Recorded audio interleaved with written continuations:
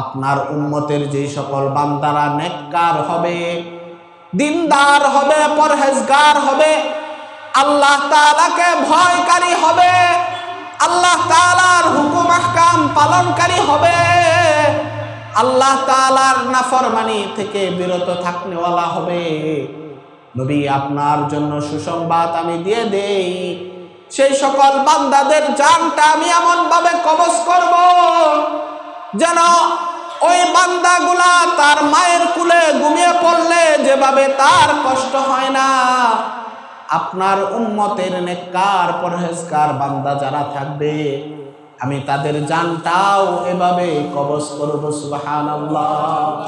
আলহামদুলিল্লাহ আলহামদুলিল্লাহি আস্তাঈনুহু ওয়া আস্তাগফিরুহু ওয়া নু'মিনু বিহি ওয়া নাতাওয়াক্কালু আলাইহি ওয়া নাউযু বিল্লাহি মিন শুরুরি আনফুসিনা ওয়া মিন সাইয়্যাতি আ'মালিনা মান ইয়াহদিল্লাহু ফালা মুদিল্লা লাহু ومن يضلل فلا هادي له ونشهد أن لا إله إلا الله وحده لا شريك له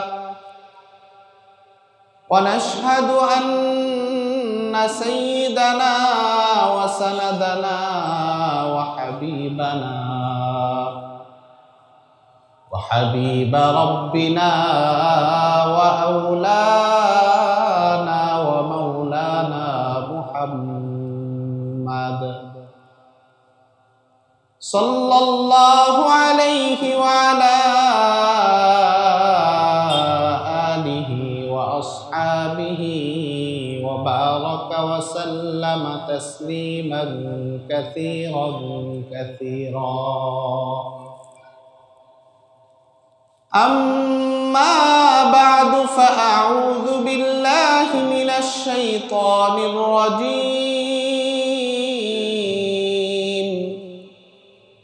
بسم الله الرحمن الرحيم. سبحان الذي أسرى بعبده ليلا من المسجد الحرام إلى المسجد الأقصى الذي باركنا حوله لنريه من آياتنا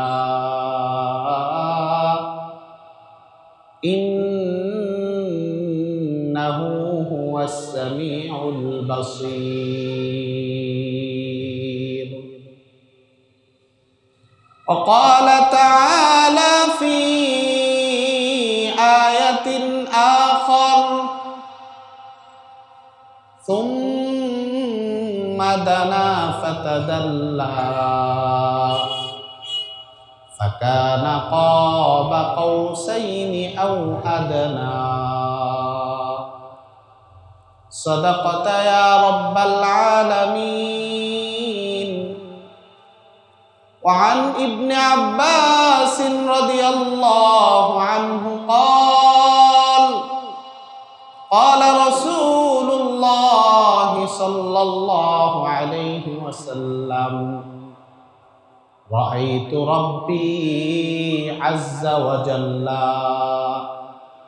أو كما قال النبي عليه الصلاة والسلام. سبحانك لا علم لنا إلا ما علمتنا إنك أنت العليم الحكيم. اللهم صل على محمد وعلى آل محمد وأنزله المقعد المقرب عندك يوم القيامة. بلغ العلا بكماله কাশাফাদ দুজা বিজামালিহি আসনাতু জামিউ খিসাদিহি সাল্লু আলাইহি ওয়া আলিহি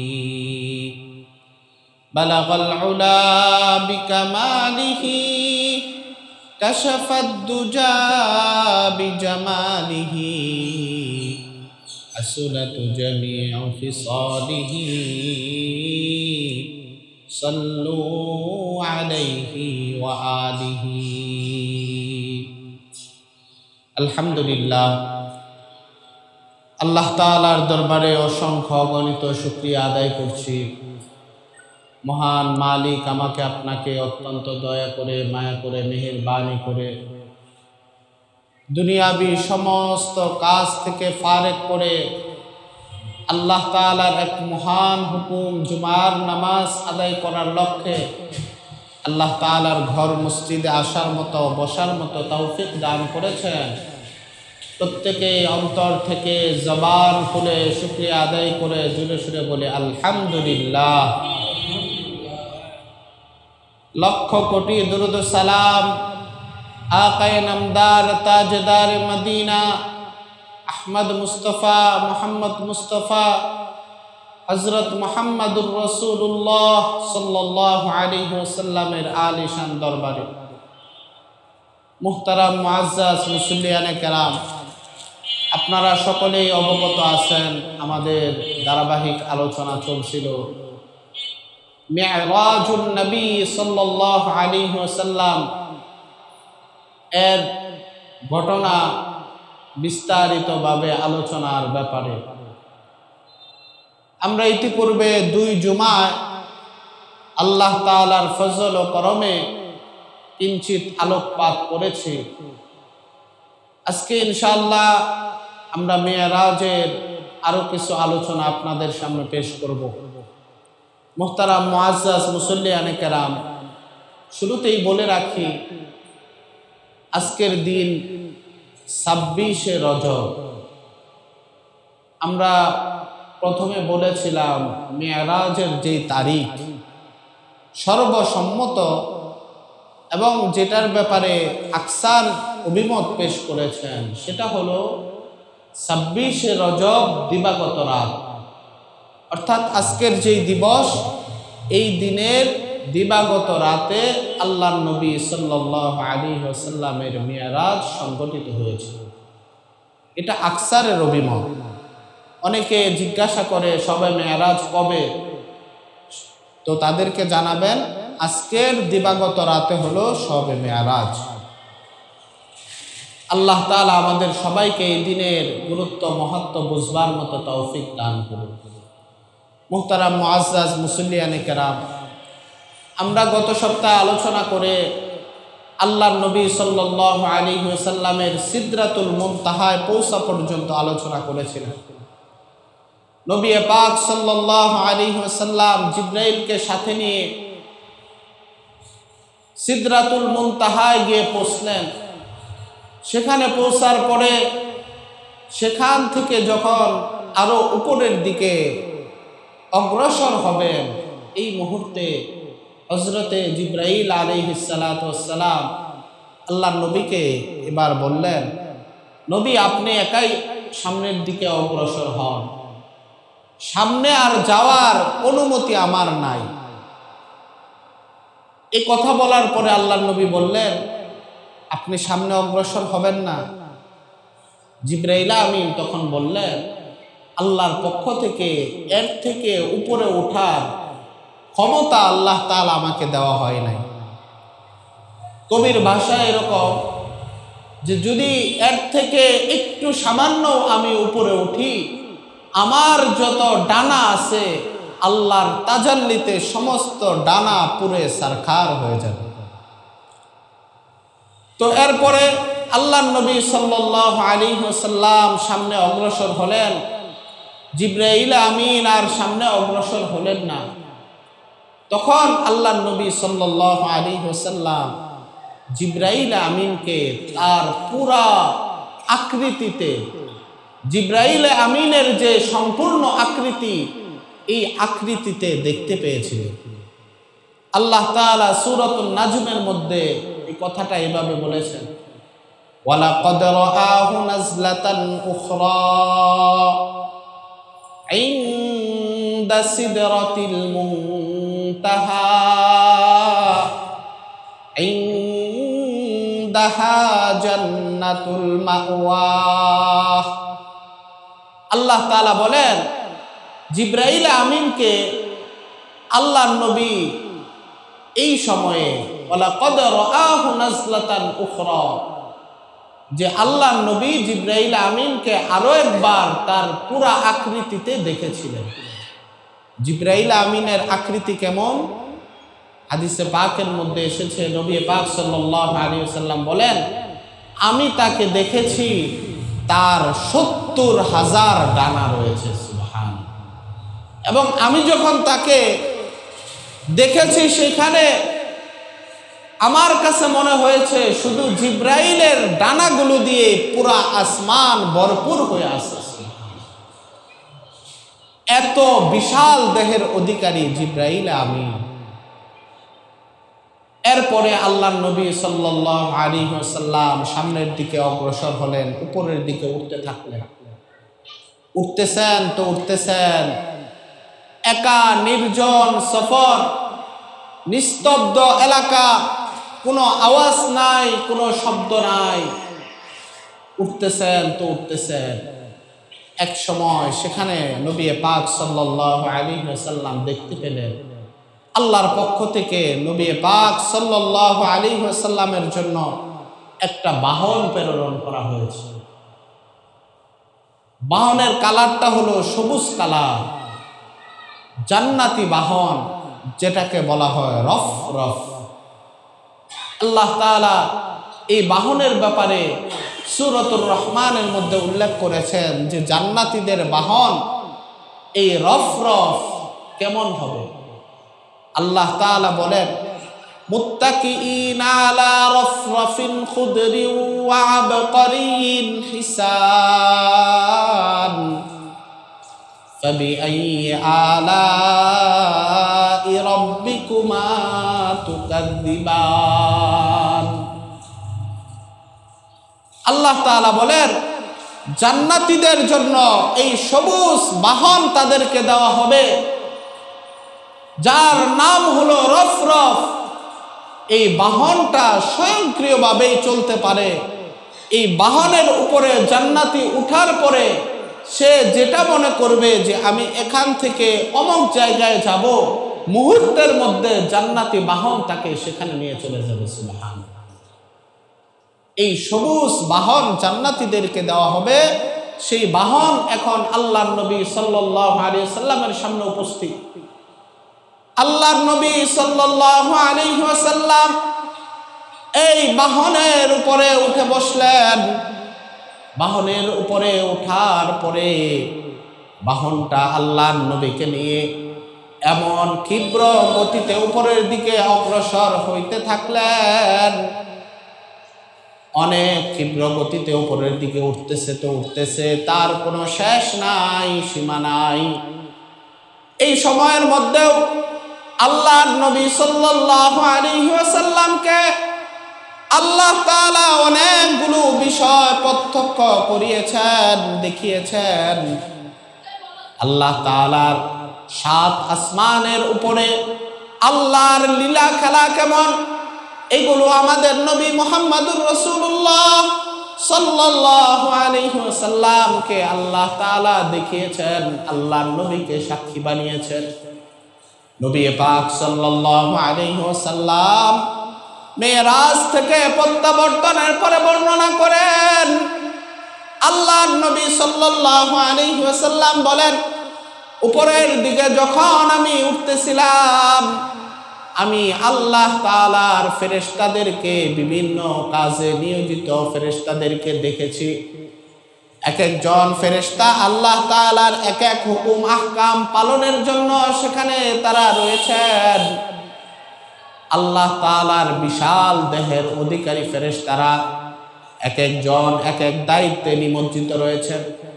এমনই ভাবে একজন ফেরেশতাকে আমি দেখেছি, যেই ফেরেশতাকে বলা হয় মালাকুল মাউত, বাংলাতে যাকে বলা হয় যমদূত।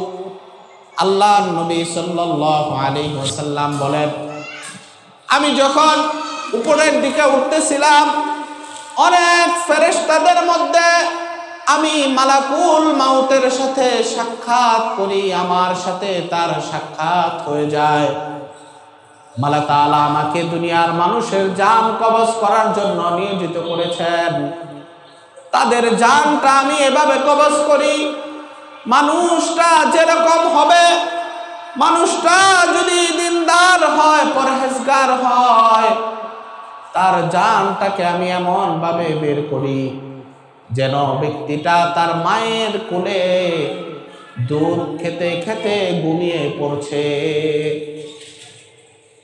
নেককার ব্যক্তি যারা, তাদের জানটা আমি এভাবে কবজ করি, একজন শিশু বাচ্চা যেভাবে তার মায়ের কোলে পরম স্নেহে আদরের সাথে থাকে, মায়ের বুকের দুধ পান করতে করতে আদরের ছোঁয়া পেয়ে পরম স্নেহ পেয়ে আরামে একেবারে মুহূর্তের মধ্যেই ঘুমিয়ে পড়ে, তার কোনো শরীরে ক্লান্তি আসে না, সে টেরও পায় না কোন মুহূর্তে সে ঘুমিয়ে পড়েছে।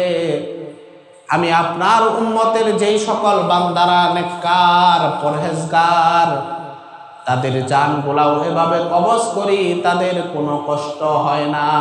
সুবহানাল্লাহ। পক্ষান্তরে যে সকল বান্দারা বদকার, আল্লাহ তাআলার নাফরমান বান্দা, তাদের জানটা আমি এভাবে কবজ করি। নবী বলেন, আপনার জান কবজ করার কষ্টটা কেমন যদি একটু আমাকে বলতেন। এবারে আজরাইল আলাইহিস সালাতু ওয়াস সালাম নবী পাক সাল্লাল্লাহু আলাইহি ওয়াসাল্লামকে বললেন, ওগো নবী শুনেন, আমি তো আপনাকে এর কষ্টের বিবরণ দিতে পারবো না, তবে আল্লাহর এক নবী হযরত ইদ্রিস আলাইহিস সালাতু ওয়াস সালাম, যিনি দুনিয়াতে থাকা অবস্থায় আল্লাহর কাছে ফরিয়াদ করেছিলেন, ও আল্লাহ, আমার মৃত্যু হওয়ার পূর্বেই আমি জানতে চাই মৃত্যুর কষ্টটা কেমন। আল্লাহ তাআলা হযরতে নবী ইদ্রিস আলাইহিস সালাতু ওয়াস সালামের দোয়াটাকে কবুল করে নিয়েছিলেন। আল্লাহ তাআলা আমাকে নির্দেশ দিয়েছেন, ওনার চূড়ান্ত মৃত্যুর আগেই আমি যেন ইদ্রিস আলাইহিস সালাতু ওয়াস সালামের জানটাকে কবজ করি, আবার তার জানটাকে ফিরিয়ে দেই। হযরত আজরাইল আলাইহিস সালাতু ওয়াস সালাম নবী পাক সাল্লাল্লাহু আলাইহি ওয়াসাল্লামকে বলছেন, হযরতে নবী ইদ্রিসের জান আমি কবজ করেছিলাম আল্লাহর নির্দেশে, তার জানটা কবজ করে আবার তার জানটাকে তার ভিতরে ফিরিয়ে দিয়েছি।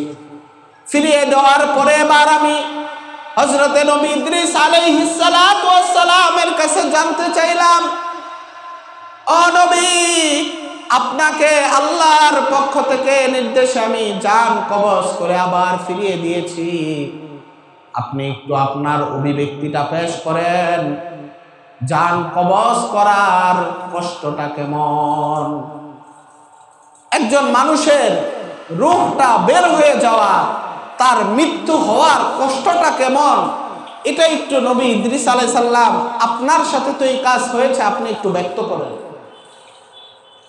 এবার নবী ইদ্রিস আলাইহিস সালাতু ওয়াস সালাম কি বলে, কথাটা মনোযোগ দিয়ে শুনেন। নবী ইদ্রিস আলাইহিস সালাতু ওয়াস সালাম বলে, ও আজরাইল শুনো,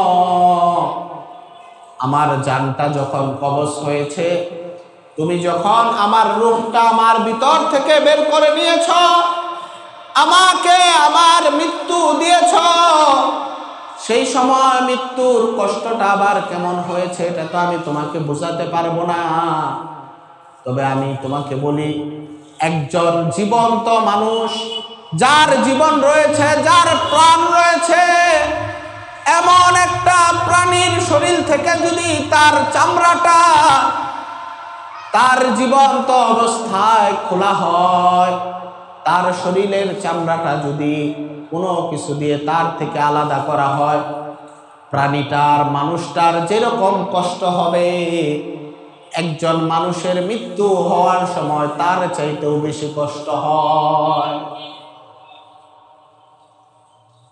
একজন মানুষের মৃত্যুর সময় এই পরিমাণ কষ্ট হয়। আল্লাহ তাআলা মানুষের মৃত্যুতে এত বেশি কষ্ট রেখেছে। আল্লাহর নবী সাল্লাল্লাহু আলাইহি ওয়াসাল্লাম হাদিসের মধ্যে বলে দিয়েছেন, ইন্নালিল মাউতি সাকারাতুন, প্রত্যেক মৃত ব্যক্তির জন্য মৃত্যুর যন্ত্রণা রয়েছে। প্রত্যেকটা মৃত ব্যক্তির জন্যই তার মৃত্যু যন্ত্রণা হবে। মৃত্যু যন্ত্রণা এটা ভোগ করতে হবে, এটা অনেক কষ্টের একটা বিষয়।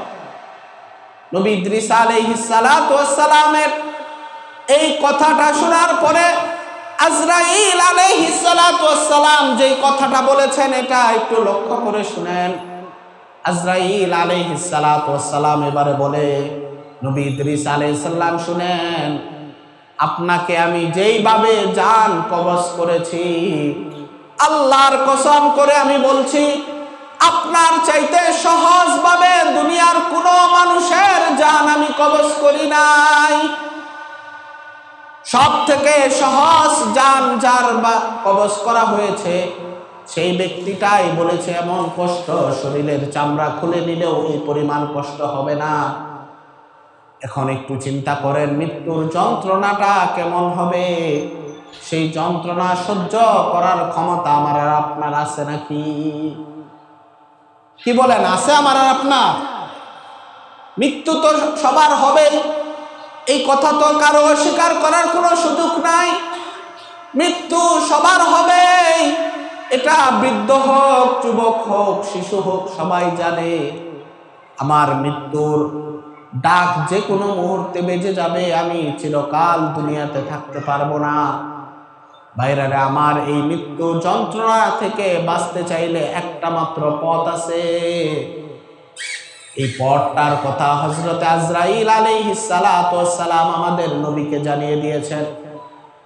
নবী পাক সাল্লাল্লাহু আলাইহি ওয়াসাল্লাম এই কথা শোনার পরে অত্যন্ত বিচলিত হয়ে গেলেন। নবী পাক এবার উম্মতের চিন্তায় মগ্ন হয়ে গেলেন। আমার উম্মতের বুঝি জানটা কবজ করার সময় এমন কষ্ট হবে? ওনার মনে অত্যন্ত কষ্ট দেখা দিল। এটা বুঝতে পেরে এবার হযরত আজরাইল আলাইহিস সালাতু ওয়াস সালাম নবী সাল্লাল্লাহু আলাইহি ওয়াসাল্লামকে সান্ত্বনা দেওয়ার জন্য এবার বললেন, ও নবী মুহাম্মদ, আপনার জন্য একটা সুসংবাদ রয়েছে। আপনার উম্মতের যে সকল বান্দারা নেককার হবে, দিনদার হবে, পরহেজগার হবে, আল্লাহ তাআলাকে ভয়কারী হবে, আল্লাহ তাআলার হুকুম আহকাম পালনকারী হবে, আল্লাহ তাআলার নাফরমানি থেকে বিরত থাকনেওয়ালা হবে, নবী আপনার জন্য সুসংবাদ আমি দিয়ে দেই। সেই সকল বান্দাদের জানটা আমি এমন ভাবে কবজ করব যেন ওই বান্দাগুলা তার মায়ের কুলে ঘুমিয়ে পড়লে যেভাবে তার কষ্ট হয় না, আপনার উম্মতের নেককার পরহেজগার বান্দা যারা থাকবে, আমি তাদের জানটাও এভাবে কবজ করব। সুবহানাল্লাহ। বলেন কোন পথে যাবেন? খারাপ যেভাবে জান কবজ করা হয়, সেই পথে যদি আমার আপনার জান কবজ করা হয়, সেই কষ্ট ভোগ করার ক্ষমতা তো আমার নাই। ভাইরা আমার, ওই মৃত্যুর সাকারাতের কষ্টের চাইতে দুনিয়ার এই জীবনে সামান্য একটু কষ্ট করে ঠান্ডা পানি দিয়ে ওযু করে নামাজ পড়া বড় সহজ, রমজানের রোজা রাখা বড় সহজ, আল্লাহর হুকুম যাকাত আদায় করা বড় সহজ। মৃত্যুর যন্ত্রণা এর চেয়েও হাজার হাজার গুণ কঠিন। সেই কঠিনের কথাটা মনে নিয়ে আল্লাহর হুকুম আহকাম পালন করতে যেইটুকু সামান্য কষ্ট হয়, এইটুকু কষ্ট দুনিয়ার জীবনেই নিজের উপরে করে যেতে হবে। আল্লাহর নবী সাল্লাল্লাহু আলাইহি ওয়াসাল্লাম আজরাইল আলাইহিস সালাতু ওয়াস সালামের সামনে দেখতে পেলেন একটা বিশাল বড় বৃক্ষ, যেই বৃক্ষের পাতাগুলোর মধ্যে প্রতিটা পাতার মধ্যে এক একজন মানুষের নাম ঠিকানা লেখা রয়েছে। সেই বৃক্ষটাকে বলা হয় শাজারাতুল ইয়াকিন। এই বৃক্ষের মধ্যে দুনিয়ার যত মানুষ আছে প্রত্যেকটা মানুষের নাম ঠিকানা লেখা রয়েছে। আল্লাহর নবী আজরাইল আলাইহিস সালাতু ওয়াস সালামকে জিজ্ঞাসা করলেন, মানুষের জানটাকে যে আপনি কবজ করেন, একসাথে অনেকগুলো মানুষ কখনো কখনো মৃত্যুবরণ করে, আপনি অনেকগুলো মানুষের জান একসাথে কিভাবে কবজ করেন? আজরাইল আলাইহিস সালাতু ওয়াস সালাম বিবরণ দেয়, বলে নবী শুনেন, আমার পাশেই যে শাজারাতুল ইয়াকিন গাছটি দেখতে পাচ্ছেন, এই গাছের প্রতিটা পাতার মধ্যে দুনিয়ার প্রতিটা মানুষের নাম ঠিকানা লেখা রয়েছে। এই মানুষটার বয়স যত বাড়তে থাকে এই গাছের পাতাটা তত বেশি হলুদ বর্ণ ধারণ করতে থাকে। একটা সময় এই পাতাটা শুকিয়ে যায়, শুকিয়ে গিয়ে এই পাতাটা গাছের থেকে পড়ে নিচে পড়ে যায়। আজরাইল আলাইহিস সালাতু ওয়াস সালাম বলেন, যখন গাছের পাতাটা শুকিয়ে নিচে পড়ে যায় আমি তখন বুঝি তার মৃত্যুর সময় এসে গেছে। আমি তখন তার নামটা আমার ফলকের মধ্যে যেখানে লেখা রয়েছে সেখান থেকে কেটে দেই, আর আমার দলবল পাঠিয়ে দেই তার জানটাকে নিয়ে আসার জন্য। আজরাইল আলাইহিস সালাতু ওয়াস সালাম একজন ফেরেশতা, উনি হলেন মৃত্যু ঘটানোর যেই দায়িত্বে আল্লাহর ফেরেশতারা রয়েছে তার মধ্যে প্রধান। উনার অধীনে লক্ষ কোটি কোটি ফেরেশতা আল্লাহ রেখেছেন। নবী বলেন, আজরাইল আলাইহিস সালাতু ওয়াস সালামের সামনে দেখি উনি আমাকে বুঝিয়েছেন যে নবী ধরেন আপনার সামনে একটা প্লেট আছে, আর এই প্লেটের মধ্যে অনেকগুলো পিপিলিকা ঘুরপাক খাচ্ছে। এখন আপনি যদি চান এখান থেকে 10টা পিঁপড়াও একসাথে মারতে পারবেন, 5টা পিঁপড়াও একসাথে মারতে পারবেন, এটা আপনার জন্য কোনো কঠিন না। আমার সামনেও পুরা দুনিয়াটা একটা মাত্র ছোট্ট প্লেটের মতো, আর দুনিয়ার মানুষগুলো হইল এই পিপিলিকার মতো। আমি এখানে বসেই যখন যতগুলো ইচ্ছা ততগুলো প্রাণ নিয়ে আসতে পারি। এটা হলো আজরাইল আলাইহিস সালাতু ওয়াস সালামের ক্ষমতা। হাদিসে পাকের মধ্যে এটাও আছে যে সবসময় যে আজরাইল আলাইহিস সালাম বান্দার কাছে আসতে হবে এটা জরুরি না। আল্লাহ তাআলার যে সকল ফেরেশতারা এই দায়িত্বে নিয়োজিত রয়েছেন তাদেরকে আজরাইল আলাইহিস সালাম পাঠিয়ে দেয় যে অমুক ব্যক্তির রূহটাকে নিয়ে আসো। এই বিষয়ে অনেক লম্বা আলোচনা, আল্লাহ যদি আমাকে কখনো তৌফিক দেয় লম্বা আলোচনা অন্য এক সময় করব। যেহেতু এখন মেরাজের আলোচনা চলছে এই জন্য মেরাজের থেকে এই ঘটনাটা কিঞ্চিত আপনাদেরকে শোনাই। এরপরে নবী পাক সাল্লাল্লাহু আলাইহি ওয়াসাল্লাম এই রফে করে এমন একটা জায়গায় গিয়ে পৌঁছালেন যেই জায়গাটা বড় নিস্তব্ধ, কোনো আওয়াজ নাই, কোনো শব্দ নাই। এমন নিস্তব্ধতা দেখে নবী পাক সাল্লাল্লাহু আলাইহি ওয়াসাল্লাম এখন একটু বিচলিত হয়ে গেলেন, একটু মনে মনে ভয় পাচ্ছেন। এমন এক মুহূর্তে গায়েব থেকে এক আওয়াজ আসলো, ও নবী মুহাম্মদ, আপনি এখন আল্লাহর আরশের সামনে উপস্থিত রয়েছেন। আপনার পক্ষ থেকে যা কিছু আল্লাহর জন্য নিয়ে এসেছেন আপনি আল্লাহর জন্য তা পেশ করুন। নবী পাক সাল্লাল্লাহু আলাইহি ওয়াসাল্লাম এবার চিন্তায় পড়ে গেলেন, আল্লাহ তো সব থেকে ধনী, আল্লাহর কোনো জিনিসের অভাব নাই। আমি আল্লাহ তাআলার কাছে কোন জিনিসটা পেশ করব, কোন জিনিসটা পেশ করার পরে আল্লাহ তাআলা খুশি হবেন এটা তো আমার জানা নাই। আল্লাহ তাআলা তো আমাকে জানিয়ে দিয়েছে আল্লাহুল গনি ওয়া আনতুমুল ফুকারা। আল্লাহ তাআলা বলে দিয়েছেন, ও দুনিয়ার মানুষেরা শুনে রাখো, আমি আল্লাহ হলাম সব কিছু থেকে বেনিয়াস, আমার কোনো অভাব নাই। দুনিয়ার যত অভাব সব তোমাদের, তোমরা সবাই আমার মুখাপেক্ষী, আমি আল্লাহ তোমাদের মুখাপেক্ষী না। আমি আল্লাহ তোমাদের ইবাদতের মুখাপেক্ষী না। আমি আল্লাহ তোমাদের আমার প্রশংসা করবে এটারও মুখাপেক্ষী না। আমার সব কিছু আছে, আমি হলাম ধনী আর তোমরা হলা সবাই আমার মুখাপেক্ষী। এই কথা চিন্তা করে নবী পাক সাল্লাল্লাহু আলাইহি সাল্লাম এখন বুঝলেন যে এখন আমি কি পেশ করব। আল্লাহ তো সব কিছু আছে, আল্লাহর তো কোনো কিছুর অভাব নাই। আল্লাহ আরশ কুরসির মালিক, আল্লাহ তাআলা লৌহ কলমের মালিক, আল্লাহ তাআলা জমিন ও আসমানের মালিক। আমি আল্লাহর সামনে কি পেশ করব? চিন্তা করতে করতে এক মুহূর্তে আল্লাহর সামনে নবী পাক সাল্লাল্লাহু আলাইহি ওয়াসাল্লাম বললেন, আত্তাহিয়াতু লিল্লাহি ওয়াস-সালাওয়াতু ওয়াত-তাইয়্যিবাতু। এই কথা বলার পরে আল্লাহ তাআলার নবী সাল্লাল্লাহু আলাইহি ওয়াসাল্লাম আল্লাহ তাআলাকে জানিয়ে দিলেন, আমি আপনার সামনে আমার যত জবানি ইবাদত আছে, আমার যত বন্দেগী আছে, সমস্ত বন্দেগী এবং ইবাদত আপনার জন্য পেশ করছি। এই কথা শোনার পরে আল্লাহ তাআলা এবার বললেন, আসসালামু আলাইকা আইয়ুহান নাবিয়্যু ওয়া রাহমাতুল্লাহি ওয়া বারাকাতুহু। ও নবী, আপনাকে আমার দরবারে স্বাগতম। আপনার উপরে, আপনার পরিবার পরিজনের উপরে আল্লাহর পক্ষ থেকে শান্তি বর্ষণ হোক। এই দোয়া আল্লাহ তাআলা নিজে করেছেন। এই দোয়া করার পরে আল্লাহ তাআলার নবী যখন দেখলেন দোয়ার মধ্যে তো আমার উম্মতের কথা উল্লেখ নাই, আমার উম্মতের জন্য শান্তির দোয়া করা হয় নাই, সেই মুহূর্তে নবী পাক সাল্লাল্লাহু আলাইহি ওয়াসাল্লাম বললেন, আসসালামু আলাইনা ওয়া আলা ইবাদিল্লাহিস সালিহিন।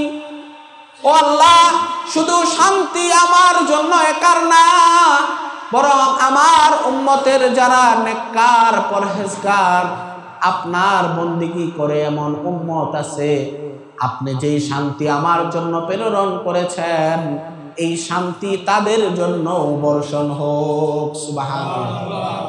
এমন একটা মুহূর্তেও আল্লাহর নবী আমাদের আপনাকে ভুলে নাই।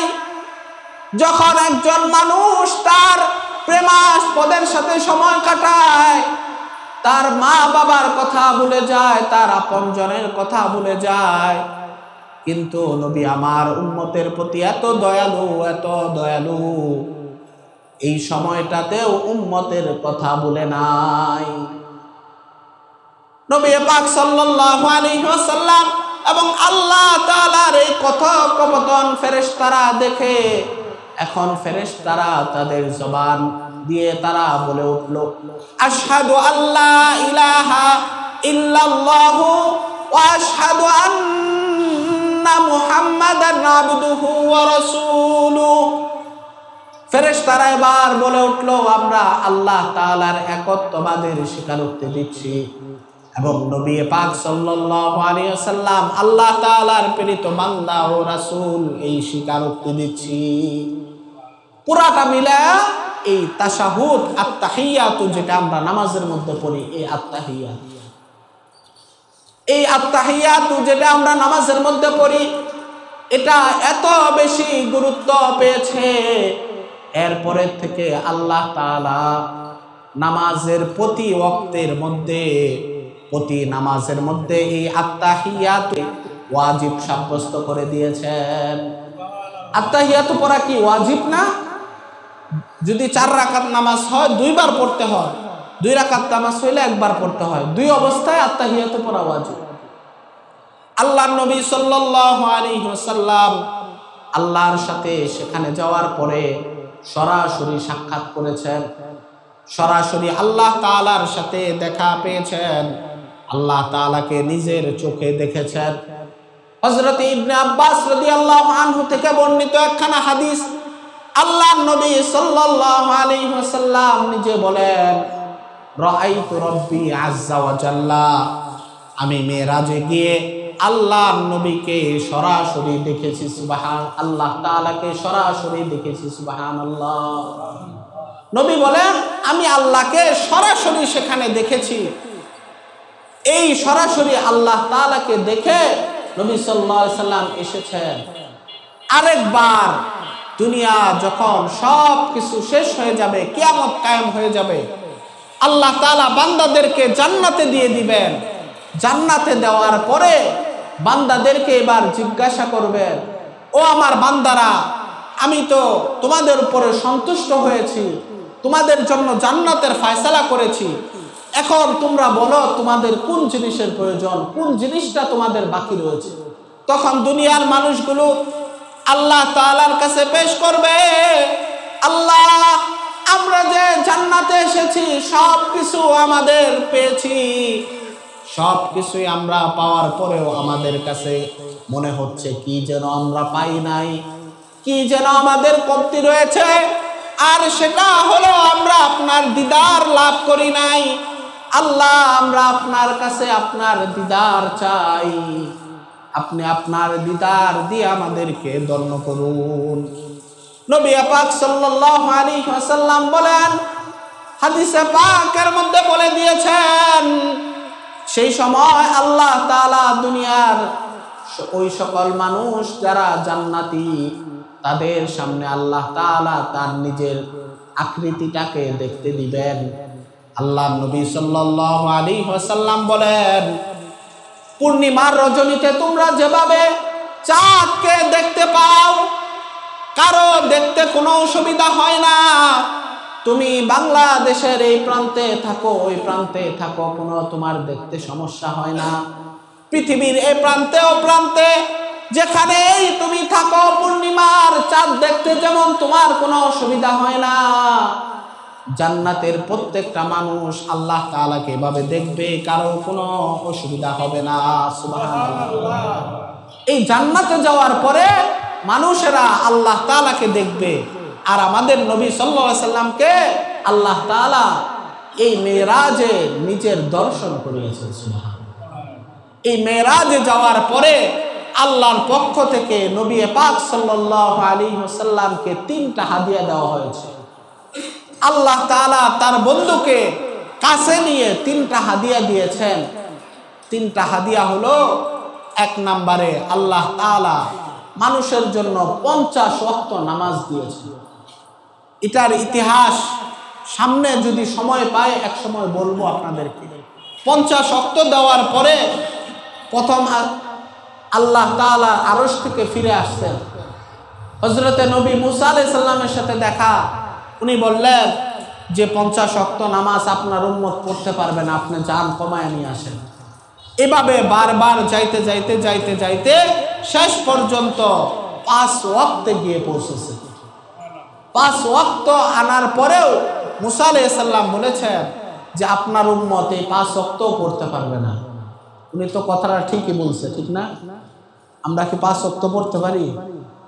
কথা বলেন, পড়তে পারি? এখন যে কতজন মুসল্লি আছে 5 ওয়াক্ত এতজন পাওয়া যায়, উনার কথাটা ঠিক আছে, 5 ওয়াক্ত আপনার উম্মত পড়তে পারবে। তবে আমার আপনার নবী, উনার ধারণা ছিল উনার উম্মতের প্রতি একটু অন্যরকম, বলো ভালো ধারণা ছিল। নবী পাক সাল্লাল্লাহু আলাইহি ওয়াসাল্লাম ভেবেছিলেন যেহেতু আল্লাহ তাআলা 50 ওয়াক্ত থেকে কমায়া কমায়া 5 ওয়াক্তে নিয়ে এসেছেন, আমার উম্মতেরা বড় আনন্দের সাথে, তারা বড় খুশি মনে এই 5 ওয়াক্ত নামাজ যথাযথভাবে আদায় করবে। সাথে সাথে নবী পাক সাল্লাল্লাহু আলাইহি সাল্লাম এই কথাও বলে দিয়েছিলেন, আমার উম্মতের যে বান্দাটা এই 5 ওয়াক্ত নামাজ ইহতিমামের সাথে আদায় করবে, আল্লাহ তাআলা আমাকে এই সুসংবাদ দিয়েছেন, আল্লাহ তাআলা সেই বান্দাকে 50 ওয়াক্ত নামাজের সওয়াব দান করবে। সুবহানাল্লাহ। আল্লাহ তাআলা 50 ওয়াক্ত নামাজের সওয়াব দিবে 5 ওয়াক্ত নামাজ আদায় করলে। এরপরেও দেখেন আমি আর আপনি 5 ওয়াক্ত নামাজ ঠিকভাবে পড়ি। আমার আর আপনার চাইতে হতভাগা কি আর কেউ আছে? এই নামাজ যারা না পড়ে এদের চাইতে হতভাগা আর কেউ আছে? যদি 50 ওয়াক্ত নামাজ থাকতো তাহলে আমার আর আপনার অবস্থা কি হইতো? আল্লাহ তাআলা কমায়া এতটুক নিয়ে আসছে, এরপরেও এটা আমরা করি। আল্লাহ তাআলা আমাদের সবাইকে 5 ওয়াক্ত নামাজ ইহতিমামের সাথে আদায়ের তৌফিক দান করুন, সবাই বলুন আমিন। মুহতারাম হাজিরিন, আরো 2টা হাদিয়া আল্লাহ তাআলা দিয়েছেন।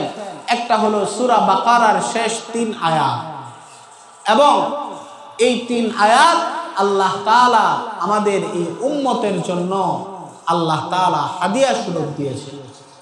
এভাবে প্রত্যেকটা হাদিয়া নিয়ে আমরা সামনে আরো বিস্তারিত আলোচনা করব। আজকে সময় শেষ হয়ে গিয়েছে, এই জন্য আর আলোচনা সামনে বাড়াচ্ছি না। আল্লাহ তাআলা আমাদের সবাইকে এই মেরাজের মাহাত্ম্য গুরুত্ব বুঝে এর ঘটনাগুলো থেকে শিক্ষা নিয়ে আমাদের জীবনে আমলে পরিণত করার তৌফিক দান করুন, সবাই বলুন আমিন। ওয়া আখির দাওয়ানা আনিল হামদুলিল্লাহি রাব্বিল আলামিন।